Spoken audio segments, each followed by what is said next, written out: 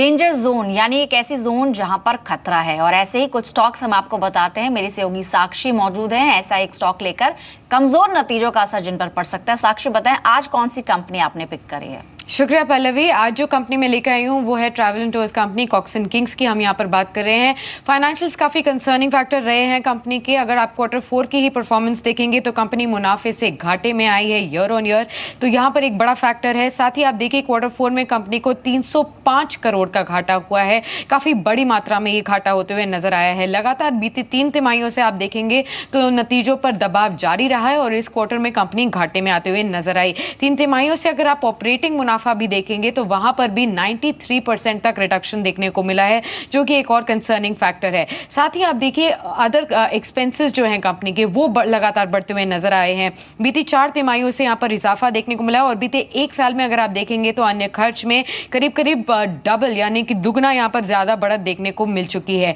कर्ज फ्रंट पर भी काफी ज्यादा नेगेटिव ट्रिगर है कंपनी के लिए। FY16 के एंड तक अगर हम बात करें कंपनी की बुक्स पर 3511 करोड़ तक का कर्ज है और इसी की वजह से काफी ब्याज लागत भी बढ़ती हुई नजर आई है, जिसकी वजह से मुनाफे पर ओवरऑल प्रेशर देखने को मिला है। लगातार नतीजों पर डिसअपॉइंटिंग फैक्टर लीजिए, आप डेट कंसर्न्स लीजिए या फिर एक्सपेंसेस लीजिए, कंपनी के सभी फैक्टर से एक नेगेटिव ट्रिगर कंपनी के लिए जनरेट होता हुआ नजर आया और आज भी करीब करीब 1.5% तक का नुकसान शेयर पर देखने को मिल रहा है। श्योर साक्षी, बट चंदन, या क्विक रिएक्शन, जैसे साक्षी ने फंडामेंटली बताया कि एक लार्जर कंसर्न ओवर डेट और यहाँ पे लेकर एक लॉस के Q4 में भी लॉस उन्होंने रिपोर्ट किया था, higher expenses, but technical perspective में आपको क्या लगता है कि कितना डाउनफॉल और बाकी है कॉक्सन किंग्स में? जी, कॉक्सन किंग्स की बात करें, स्टॉक का नीचे के लेवल से रिकवर हुआ था बट अपने आप को संभाल नहीं पाया। नीचे में 147-150 का एक मल्टीपल सपोर्ट था, बट जिस हिसाब से पिछले 8-10 दिन से मूवमेंट है इसने अपने आप को सरेंडर कर चुके हैं। हालांकि ज़्यादा नेगेटिव व्यू नहीं रहेंगे, मेरा मानना है कि बट करंट लेवल से ये स्टॉक गिर सकता है। इसका जो नेगेटिव स्ट्रक्चर बना है वो नीचे में इसको लगभग 170-168 के आसपास जा सकता है, इसलिए ट्रेडर्स को थोड़ा सा यहाँ पे कोशिश रह सकते हैं। जी, टेक्निकल पर्सपेक्टिव से चंदन ने बताया कि कॉक्सन किंग्स में आगे क्या ट्रेंड दिख सकता है और पिछला ट्रेंड भी हम देखें तो लगातार एक ही डाउन ट्रेंड में ही दिख रहा है। गौरव, आप कुछ ऐड करना चाहेंगे कॉक्सन किंग्स में? इन्होंने जैसे साक्षी ने जिस तरह से बताया कि पिछले 4 तिमाहियों में एक्सपेंसेस बहुत ज़्यादा बढ़ गए हैं और डेट कंपनी पर 3500 करोड़ से ज़्यादा का कर्ज है। ऐसे में जो नया निवेश करने की सोच रहे हैं इस पर्टिकुलर स्टॉक पे, उनके लिए क्या राय रहेगी आपकी?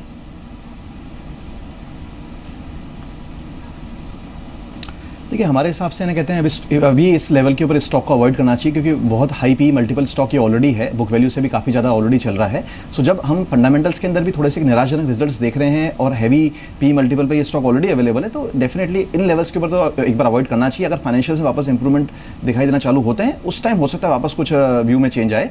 At this point of time definitely avoid है। जी, तो दोनों एक्सपर्ट्स ने अपनी राय रखी। फिलहाल ये अवॉइड लिस्ट में है और कारण भी हमने बताया कि क्यों ये आज डेंजर जोन में है। नतीजे कंपनी के काफी खराब रहे हैं और इस क्वार्टर में कंपनी 305 करोड़ का घाटा भी पोस्ट किया। आज स्टॉक लगभग 1.5% नीचे है। लेकिन कुछ ऐसे स्टॉक्स की बात करते हैं जहां तेजी दिखी लेकिन बगैर किसी फंडामेंटल्स के, यानी अब वो पेनी स्टॉक्स है। अंचल मेरे सहयोगी मौजूद है ऐसा एक स्टॉक लेकर। अंचल, बताएं। शुक्रिया पल्लवी। आज का पेनी स्टॉक, उसका नाम है विजय टेक्सटाइल। देखिए, नाम से कंपनी टेक्सटाइल कारोबार में लगती है, लेकिन कंपनी का असली काम है कमोडिटी ट्रेडिंग का। पहले आपको शेयर की चाल दिखा देता हूं, उसके बाद बात करेंगे इसके फंडामेंटल्स में। देखिए, अगर ये बीते 1 साल का चार्ट है पल्लवी, अगर आप देखिए इस शेयर ने 5 रुपये के करीब से चलना शुरू किया था और अगर मौजूदा भाव देखिए तो 29 रुपये 25 पैसे, और वो भी करेक्शन के बाद करीब 36 रुपये का हाई लगाया शेयर ने और उसके बाद करेक्ट होकर 29 रुपये 25 पैसे का भी मौजूदा भाव है। यानी बीते 1 साल में इस शेयर ने आपको 490% का रिटर्न दे दिया है। ये रिटर्न देख के कोई भी निवेशक सोचेगा कि बेहतरीन शेयर है, इसमें निवेश करना चाहिए। लेकिन चार्ट के निचले हिस्से पे आपका फोकस लाना चाहूँगा पल्लवी। अगर आप देखें चार्ट के नीचे यहाँ वॉल्यूम्स हैं, जो हम बार बार कहते हैं कि इन शेयर से क्यों बचें। अगर वॉल्यूम्स देखें तो नॉर्मली शेयर में 2015 तक, जनवरी 2015 तक ऐसा कोई कारोबार, 2016 तक कोई कारोबार ही नहीं हो रहा था। वॉल्यूम्स बिल्कुल थिन थे। एक बड़ी बार बनी जब 2016 जनवरी में बनी और उसके बाद से फिर वॉल्यूम्स ड्राई अप होते हुए रखे। तो ऐसा ना हो पल्लवी कि अगर आप इस शेयर में निवेश करें और वॉल्यूम्स ही ना हो, वॉल्यूम्स इतने थिन हैं कि आप निकल ही ना पाएँ, क्योंकि फंडामेंटल्स बिल्कुल सपोर्ट नहीं करते हैं। देखिए, फंडामेंटल्स की बात करते हैं। कंपनी की प्रमोटर के पास कंपनी में करीब 60% हिस्सेदारी है, जिसमें से 98% शेयर यानी प्रमोटर की 60% होल्डिंग में से 98.4% शेयर प्लेस्ड हैं।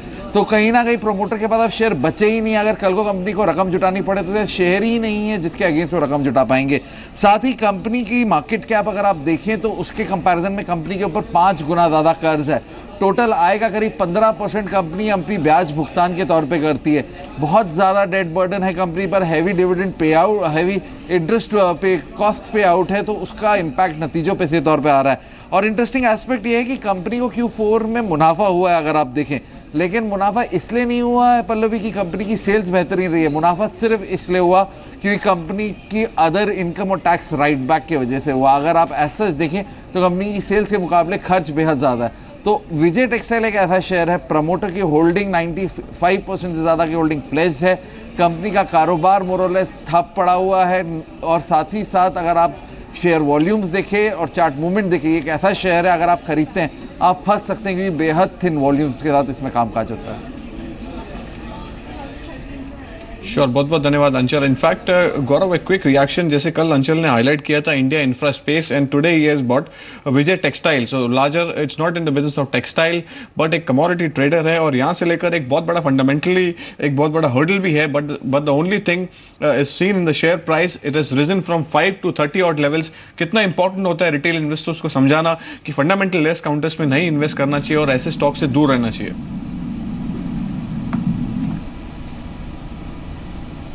देखिए, बहुत ज़्यादा इंपॉर्टेंट है कि जो इन्वेस्टर्स सिर्फ प्राइस मूवमेंट देख के इन्वेस्टमेंट कर देते हैं कि कंटिन्यूसली हम एक चलती हुई गाड़ी में चलेंगे और उतर जाएंगे, वो सिचुएशन नहीं रहनी चाहिए। बेसिकली हमारे हिसाब से अगर डेफिनेटली अगर प्रॉफिट्स भी हैं, वो भी है ना, कहते हैं ऑलरेडी आपने बताया भी किस कारण से प्रॉफिट्स हैं, अगर ये जेन्युइन प्रॉफिट्स भी होते उस केस के अंदर भी इस कंपनी की जो वैल्यूएशन जो होनी चाहिए थी, मार्केट कैप इसका होना चाहिए था 5 से 7 करोड़, जो आज हम देख रहे हैं 30 करोड़ रुपये के आसपास का है।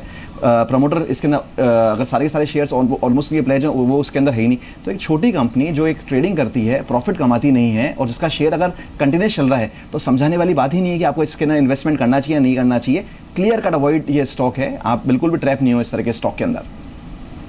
जी, तो ट्रैप होने से बचें। इसकी जो तेजी हमने देखी, जैसे अंचल ने चार्ट्स के जरिए समझाई भी, उसकी वजह क्या थी? वॉल्यूम्स बहुत कम है इस पर्टिकुलर स्टॉक के अंदर और इसी वजह से 5 से 30 रुपए तक का सफर इसने तय किया। चंदन, आप कुछ ऐड करना चाहेंगे? हालांकि काफी एक्सप्लिसिटली अंचल ने समझाया इस चार्ट्स को, लेकिन फिर भी आपका एक क्विक कमेंट। जी, अंचल ने काफी अच्छे से इस स्टॉक का जिक्र किया। और दूसरा, हमारी हमेशा ये सलाह रहेगी कि इन चोपी काउंटर, पेनी काउंटर से बचे, क्योंकि इन काउंटर में जब तक चल रहा है तब तक ठीक है, बट जब पलटना स्टार्ट हुआ तो down to down circuit stock निकल जाते हैं। और दूसरा, मार्केट में अभी भी काफी अच्छे स्टॉक्स है जो काफी अट्रैक्टिव रिस्क रिवॉर्ड रेशियो पर ट्रेड कर रहे हैं। तो मेरे हिसाब से इन सब काउंटर को छोड़ के उन्हीं काउंटर की तरफ शिफ्ट रहे तो बेहतर रहेगा। जहां तक इसके प्राइस का कंसर्न है, 28.5 इसका सपोर्ट है इमीडिएट बेसिस पे, और उसके ऊपर नीचे जाता है तो मेरे हिसाब से 10 से 12% काउंटर फिसल भी सकता है।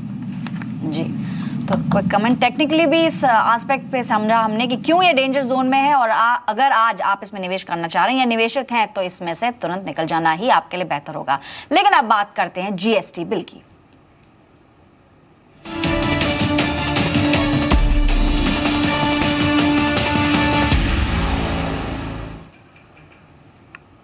जीएसटी बिल अब से कुछ ही देर में पेश होने वाला है। इसी पर बात करने के लिए सीआईआई के प्रेसिडेंट नौशाद फोर्ब्स हमारे साथ जुड़े हैं। जीएसटी आज का अहम मुद्दा भी है और बाजार और इकोनॉमी दोनों के लिए इंपॉर्टेंट है।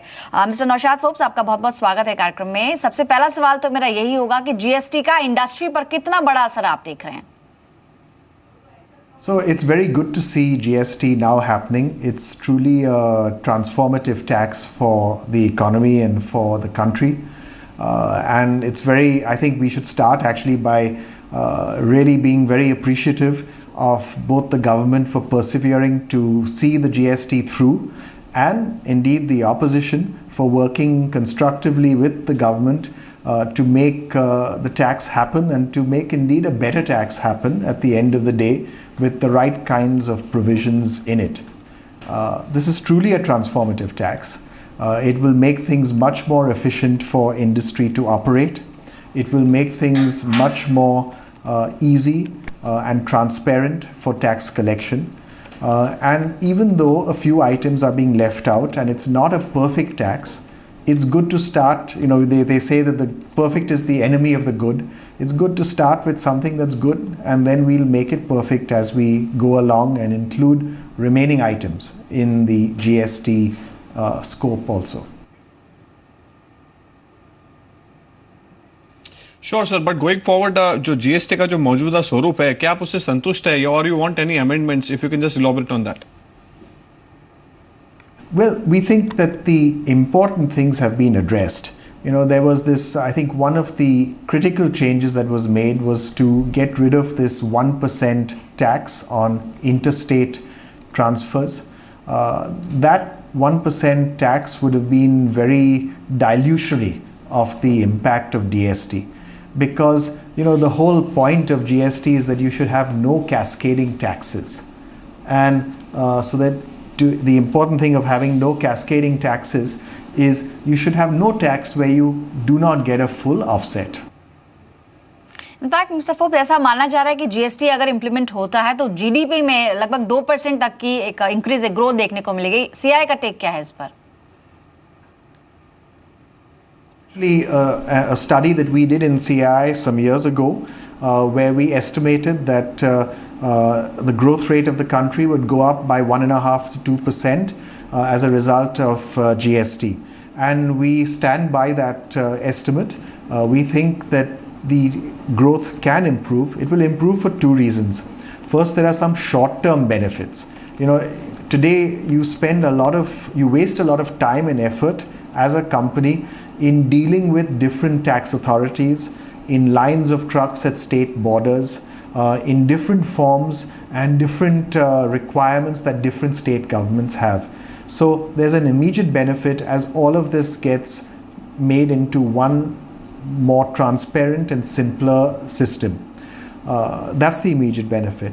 The big long-term benefit is that today companies have located factories and warehouses on the basis of where the tax rates make sense. That will now go away, and people will start locating, as they build new factories, they'll build new factories purely on efficiency grounds, and those efficiency grounds will lead to improvements in efficiency for the company and for the efficiency. We will get productivity benefits which can then be passed on in the form of lower prices over time. Sure sir, लेकिन जैसे आपने बताया कि taxation को लेकर एक larger concern बना हुआ रहता है कंपनी के लिए, but are you comfortable with 15 to 16% GST का rate? If you can just elaborate on that. So, you know, the Arvind Subramaniam committee report has said that the rate would be between 16 and 18%, and that's a rate that industry can live with. That's meant to be the revenue neutral rate, and indeed that's how it should be. The intention is not to either reduce or increase taxes as a result of GST, but to have a revenue neutral rate where the amount of tax collected is the same, but it's collected in a transparent and non-cascading way. जी शुक्रिया mister Forbes, कीमती समय जी business को देने के लिए और CII का नजरिया हमारे साथ शेयर करने के लिए.